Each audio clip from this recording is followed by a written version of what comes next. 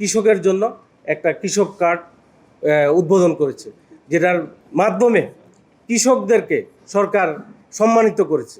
2100 সালের দিকে আমাদের এই তাপমাত্রা বাড়বে 1 থেকে 3.7 ডিগ্রি সেলসিয়াস। প্রায় 3 লাখ লোক আপনার কিডনি ডিজিজে আক্রান্ত হচ্ছে প্রতি বছর, এবং 2 লাখ লোক আপনার হৃদরোগে আক্রান্ত হচ্ছে, 1.5 লাখ লোক ডায়াবেটিসে আক্রান্ত হচ্ছে। এই নন কমিউনিকেবল ডিজিজের অন্যতম কারণ হচ্ছে খাদ্যে ভেজাল। এশিয়ার যে দেশগুলো, কোরিয়াতে তাদের জিডিপির রিসার্চ অ্যান্ড ডেভেলপমেন্টের জন্য তাদের বাজেট হচ্ছে 4.5%। জাপানের কথা যদি বলি, সেখানে তাদের বরাদ্দ হচ্ছে 3.5%। আমরা যদি চায়নার কথা বলি, 2.1% তাদের বরাদ্দ। আমার পাশের দেশ ইন্ডিয়ার কথাও যদি বলি, তাদের হচ্ছে 0.9%। ইভেন পাকিস্তানের কথা যদি বলি, তাদের বরাদ্দ হচ্ছে গবেষণা খাতে 0.27%। তাদের চেয়েও কম আমাদের বরাদ্দ, সেটা হচ্ছে 0.26%। অবশ্যই এটা আমাদেরকে বাড়াতে হবে।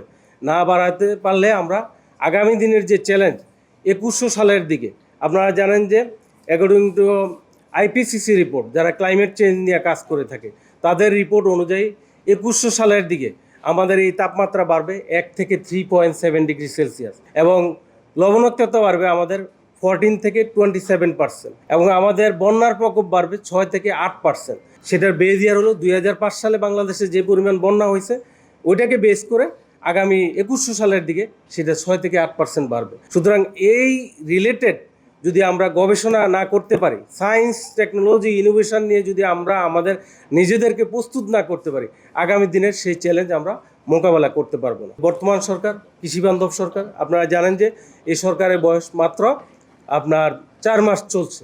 এরই মধ্যে গভর্নমেন্ট কৃষকের জন্য একটা কৃষক কার্ড উদ্বোধন করেছে, যেটার মাধ্যমে কৃষকদেরকে সরকার সম্মানিত করেছে।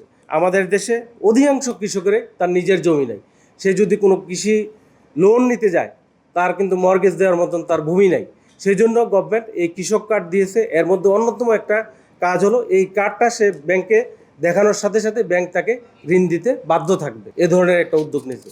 এবং বর্তমান সরকারের যে একটা নির্বাচনী ম্যানিফেস্টো, সেখানে অত্যন্ত গুরুত্ব দিয়েছে নিরাপদ খাদ্য উৎপাদন, এবং আরেকটা হচ্ছে কৃষকের উৎপাদিত পণ্যের ন্যায্য মূল্য নিশ্চিতকরণ।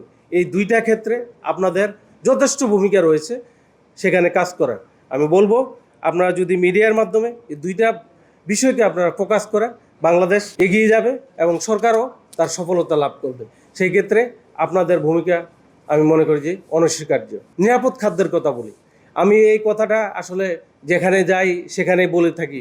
এই গত আপনার 8ই মে আপনার দুইটা জাতীয় দৈনিক সমকাল এবং বাংলাদেশ প্রতিদিনে আসছে বিআইডিসির একটা রিপোর্ট, যে আমাদের দেশে প্রতি বছর প্রায় 3 লাখ লোক আপনার কিডনি ডিজিজে আক্রান্ত হচ্ছে প্রতি বছর, এবং 2 লাখ লোক আপনার হৃদরোগে আক্রান্ত হচ্ছে, 1.5 লাখ লোক ডায়াবেটিসে আক্রান্ত হচ্ছে, এবং প্রতি বছর আমার গর্ভবতী মায়েরা প্রায় 15 লক্ষ বিকলাঙ্গ শিশু জন্ম দিচ্ছে। তার একমাত্র কারণ হচ্ছে খাদ্যে ভেজাল, that is non communicable disease. এবং বাংলাদেশে 2024-25 সালে যে পরিমাণ মানুষ মারা গেছে, তার 65 থেকে 70% মানুষ মারা গেছে নন কমিউনিকেবল ডিজিজের জন্য। এই নন কমিউনিকেবল ডিজিজের অন্যতম কারণ হচ্ছে খাদ্যে ভেজাল। সেই জন্য গভর্নমেন্টও চাচ্ছে যে আসলে আমাকে একটা সেফ ফুড প্রোডাকশন করতে হবে। আগামী দিনে যদি একটা সুস্থ মেধাসম্পন্ন জাতি গঠন করতে যাই, আমাদেরকে অবশ্যই একটা সেফ ফুড আমাদেরকে এনশিওর করতে হবে। এই বর্তমান যে বাজেট, সেখানে স্বাস্থ্য খাতে কিন্তু যে গত বছরের যে বাজেট আছে তার চেয়ে অনেকটা বেশি বরাদ্দ দিয়েছে।